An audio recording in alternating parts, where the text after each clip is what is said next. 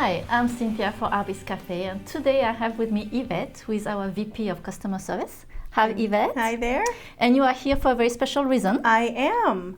So what we found is that our customers, you guys, are asking us about what bales go with what pendants. Mm-hmm. So Cynthia, can you help us with that?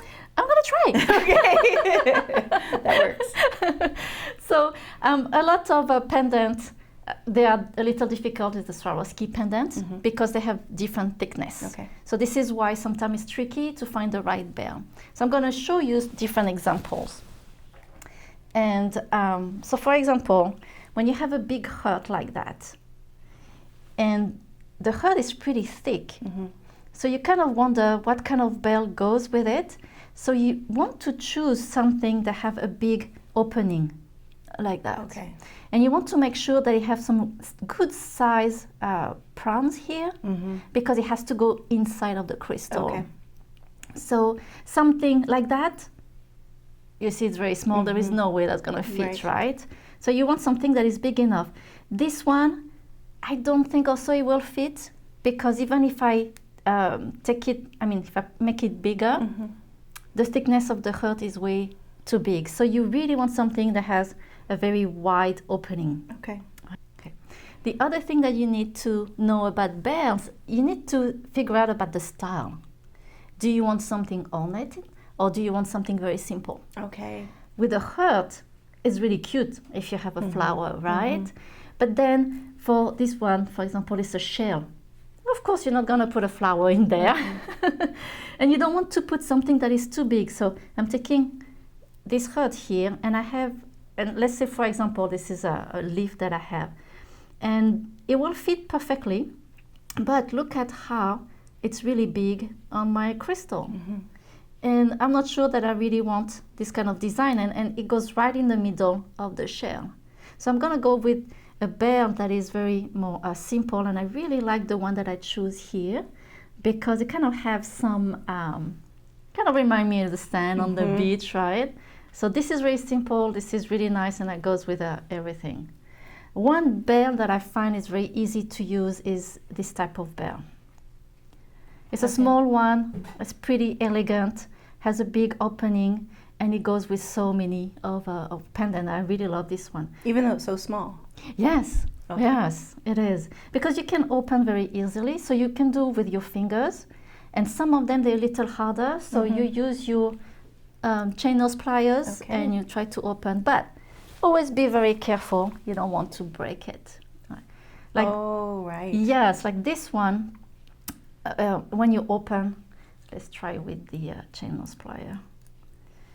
It already has a big opening, so you don't want to go too far, and I can hear some crack in it, so I don't want to go too far. Okay. Right. And then so many details. So many things to think about. Yes, it would be great if there was one bale for everything, right? Very simple. Doesn't work this way. Okay, gotcha. No wonder people ask so much about it. Yes. I understand. Exactly. So let's try this one. I'm just going to put on this heart here. So you can just squeeze with your finger. And what I like to do sometimes is to take my chain nose pliers and I just squeeze a little more to make sure that it's really inside. Like that.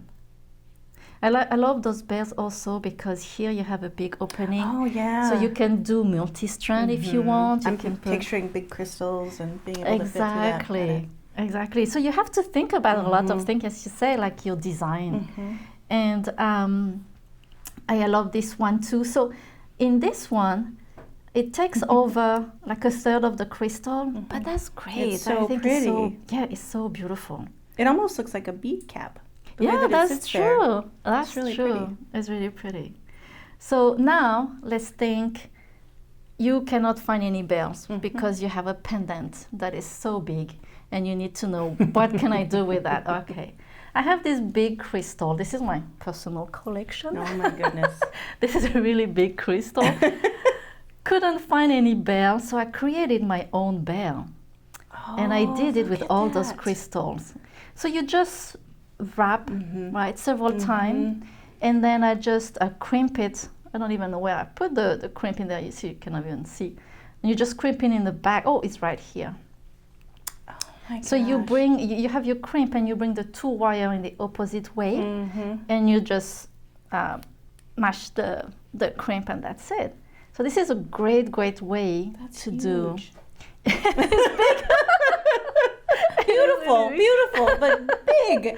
It's really heavy too. So the other way also, I have a cute little pendant here, and I didn't want to put a bell because I didn't want another design, Okay. and I didn't want a bell that was too small because it's a big pendant.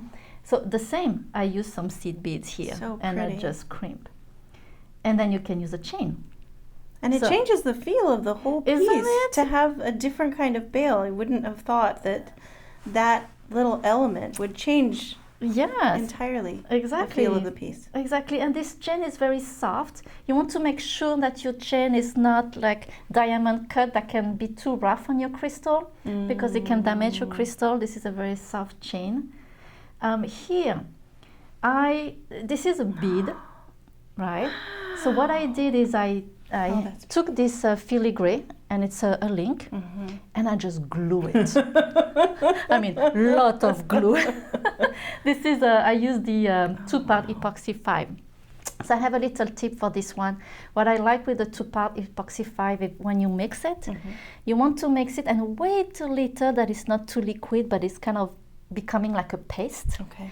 And then when you stick it in the back of the pendant, you see here, I put a lot. And it's kind of a paste, so it glued very well here.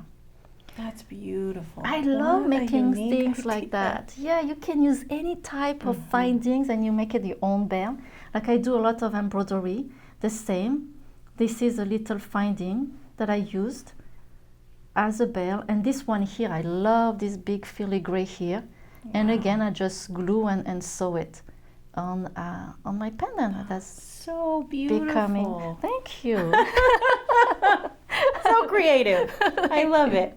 Thank you. So I hope that answered the question that our customers were asking. I think it's going to just get them so inspired. They might be asking more questions, but that's okay. That's okay. That's okay. You can always ask questions and Absolutely. contact our customer Yes, service. they love the questions. They love to help the customers. So this is perfect. Let's bring on more questions.